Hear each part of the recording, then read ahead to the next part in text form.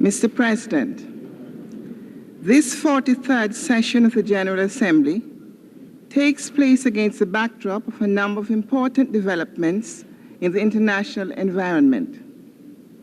The bipolarity of the world of aggressive confrontation and competing military alliances has begun to attenuate. Old assumptions and attitudes have begun to crumble. What has emerged is a new phase of cooperative dialogue between the superpowers and new thinking about themselves and their relation to each other. This has encouraged considerable lessening of international tension and a concerted effort to seek urgent negotiated solutions to pressing international problems and areas of regional conflict. The United Nations, as an instrument to manage settlements of dispute, is back in fashion. It is therefore our good fortune, Mr. President, that Dr. Dante Caputo, Foreign Minister of Argentina, has been elected to conduct the affairs of the General Assembly at this time. As a distinguished representative of our region of Latin America and the Caribbean, he will be able to bring his undoubted skills to the affairs of this body at this important transitional period. We are also indebted to his predecessor, Foreign Minister Peter Florin of the German Democratic Republic, who so ably guided the 42nd session of the General Assembly, as well as its several resumed sessions. Last week, the Nobel Prize for Peace was conferred on the peacekeeping forces of the United Nations, a fitting and worthy tribute. To all of them, including those who have died in the service of peace, Jamaica pays homage, as well as those governments who have given such tangible support to the high ideals of the United Nations. As we recall the recent successes of the United Nations, we cannot forget the direct involvement, patience, and persistence of the Secretary General of the United Nations and his special representatives. We wish to commend Secretary General Javier Perez de Cuellar, his dedication and unstinting efforts in the cause of the United Nations. Jamaica, happily outside of regional conflicts, is nevertheless prone to the harsh and unpredictable vicissitudes of nature. Our vulnerability was brutally displayed on the eve of this session, when Hurricane Gilbert traversed the island from east to west, leaving in its wake massive destruction and some loss of life. As requested, a separate item, emergency assistance to Jamaica, will come up in plenary. But we wish at this stage to thank all those countries, organizations, agencies, and individuals who responded so generously and so rapidly to the tragedy that befell our country. Our sympathy goes to the other victims of Gilbert, the Cayman Islands and Mexico, as well as the victims of the floods in Sudan, Bangladesh, and India. Natural disasters humble the rich and poor, strong and weak alike, and make us all one. Perhaps at no other time in the post-war years has the climate of international relations been so favorable. As we reflect on the changes taking place, we have to acknowledge that they are testimony of the capacity of states to act decisively and meaningfully in critical situations, provided the necessary political will is applied. As member states of the United Nations, we have a collective responsibility to ensure that these achievements are nurtured into sustained cooperation based on mutual respect and realistic understanding of often conflicting interests. For we must be cognizant of the fragile and sometimes tenuous nature of the accommodations we seek. Initiatives by member states of the United Nations have contributed significantly to the improved international environment. Special note has to be taken of the greater degree of accommodation against the permanent members of the Security Council, thereby enhancing its effectiveness. We have welcomed the agreements reached on Afghanistan, the agreement between Iran and Iraq on the cessation of hostilities, the reestablishment of diplomatic relations between Ethiopia and Somalia, ongoing talks between Angola, Cuba, and South Africa, with the mediation of the United States on issues in southwestern Africa, recent contacts between the coalition government of Democratic Kampuchea and the Vietnamese authorities, the prospective breakthrough on Western Sahara, renewal of talks between representatives of the Greek and Turkish communities on the situation in Cyprus. All of these developments seem to signal a new era in relations among member states of the organization. We have also noted that North Korea and South Korea, currently observers within the United Nations, are seeking the support of member states in the promotion of peace, reconciliation, and dialogue in the Korean Peninsula. In several of these, the role of the United Nations has been and will continue to be significant. The United Nations is at its best when states are willing to use it. This is especially true of the major powers. So it is, for this very reason, for the present feeling of euphoria must not be overdone. The multilateral system is still subject to changes of mood. Yet there is much on the international agenda which requires our sustained collective effort. Even if we put aside for a moment regional conflicts, we still have before us the problems of the environment and ecology, drug trafficking, refugees, humanitarian and economic assistance, the array of economic problems, and human rights. This year, we will celebrate the 40th anniversary of the Universal Declaration of Human Rights, but still the world bears witness to the continued and increasing violation of human rights in different countries and regions. Summary arrests, detentions, mass executions, torture, and disappearances have all become deplorable features of life. When the United Nations adopted the Universal Declaration on Human Rights, it provided international standards for measuring the behavior of states in their protection and promotion of human rights as a permanent obligation. Although legal force has been given to the principles so eloquently and so boldly expressed in the Declaration, and despite its remarkable influence on the further development of innumerable human rights instruments, we cannot but be saddened by the fact that injustices and prejudices founded on race, color, political ideology, and sex continue to find sustenance in many countries and regions. As we commemorate this year as the 40th anniversary of the signing of the Universal Declaration of Human Rights, it is our hope that member states will give full support to the work of the organization in this area. Disarmament and arms control is another issue which is always with us. Notwithstanding the INF agreement between the two superpowers, the third special session on disarmament did not turn out as well as was expected. What was particularly disappointing was marked reluctance of the nuclear weapon states to contribute to the efforts to enhance the multilateral process and to strengthen the role of the United Nations in this regard.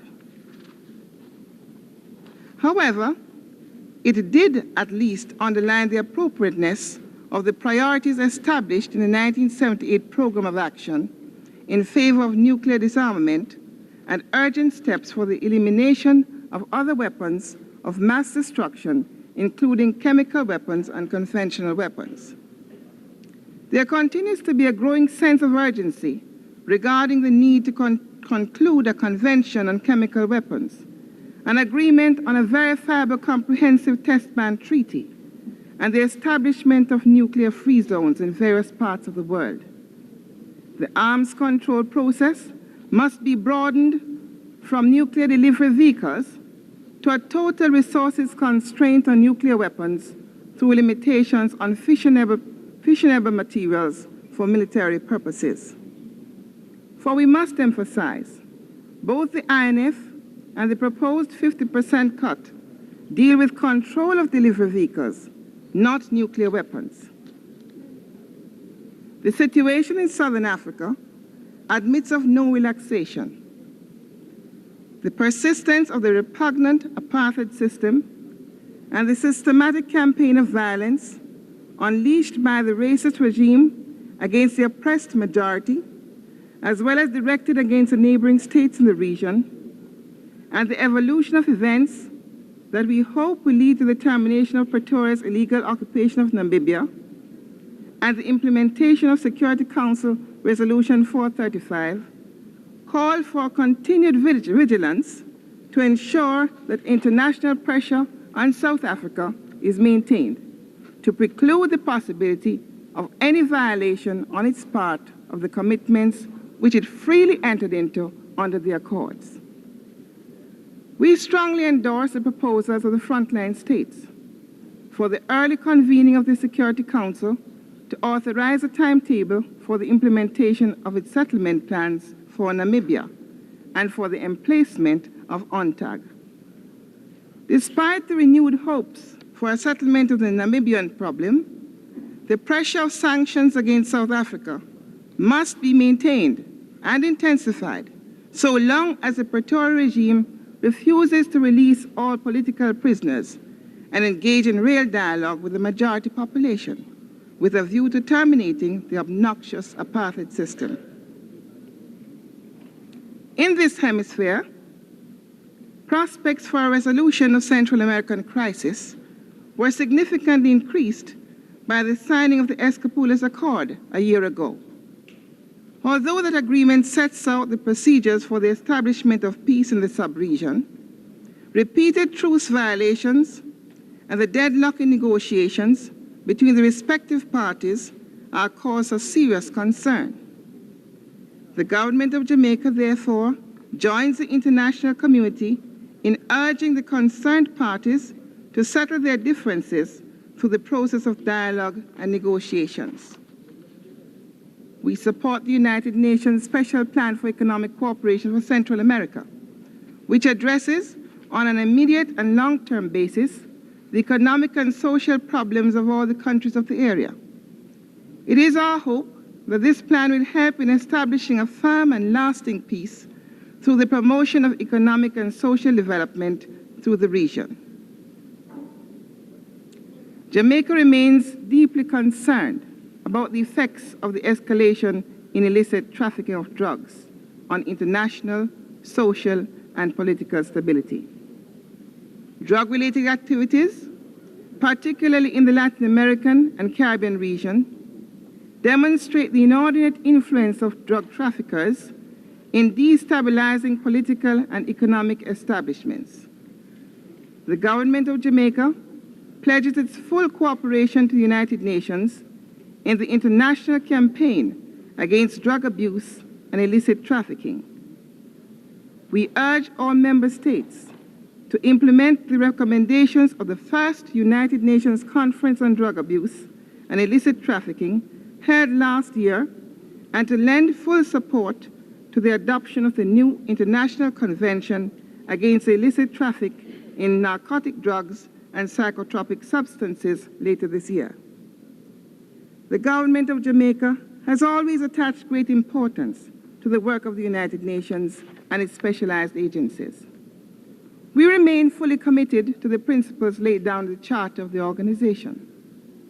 Unfortunately, the role of the United Nations has been undermined and weakened over the years as a result of the violation of its principles, the erosion of multilateralism, and disregard for its resolutions and recommendations. Although United Nations efforts at resolving problems and conflicts have not always met with the degree of success anticipated, it has consistently served as a center for harmonizing divergent viewpoints on the thorniest of issues.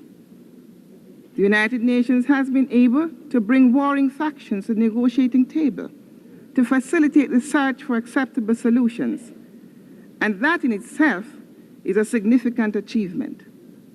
We are firm in our conviction that there is as yet no alternative to this global system. It is ironic that at a time when the United Nations is playing a more active and constructive role in world affairs, the organization is threatened by a desperate financial situation, primarily due to the non-payment and the withholding by some member states of their assessed contributions. The government of Jamaica strongly rejects attempts to manipulate the United Nations system through the deliberate denial of financial support. We note with satisfaction, however, that some countries have now indicated their intention to reduce outstanding arrears and release funds previously withheld. It is clear that the current cash flow and other problems demand a long-term solution so as to eliminate the risk of recurring short-term financial crises. Jamaica is ready to cooperate in the efforts aimed at achieving a permanent solution to the budgetary problems facing the organization and to seek reform of the United Nations system, particularly within the framework of the recommendations of the Group of 18. Only a strong and vibrant United Nations can continue to play a central role in world affairs. The attitude of member states will, however, be critical to the future role of the organization and its ability to initiate constructive action for the preservation of international peace and security, as well as so engaged our attention over the past year. The grave problem of international debt has been discussed in many fora, and a number of decisions have been announced which are aimed at mitigating various aspects of the problem.